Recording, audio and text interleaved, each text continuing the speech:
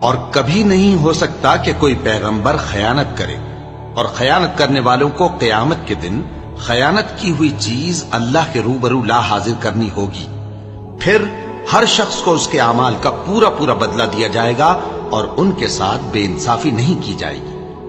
بھلا جو شخص اللہ کی خوشنودی کا تابع ہو وہ اس شخص کی طرح ہو سکتا ہے جو اللہ کی ناخوشی میں گرفتار ہو، اور جس کا ٹھکانہ دوزخ ہے اور وہ برا ٹھکانہ ہے۔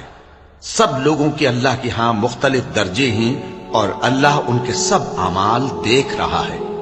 اللہ نے مومنوں پر یقیناً احسان کیا ہے کہ ان میں انہی میں سے ایک پیغمبر بھیجے جو ان کو اللہ کی آیتیں پڑھ پڑھ کر سناتے اور ان کو پاک کرتے اور انہیں کتاب و حکمت کی تعلیم دیتے ہیں، اور پہلے تو یہ لوگ کھلی گمراہی میں تھے۔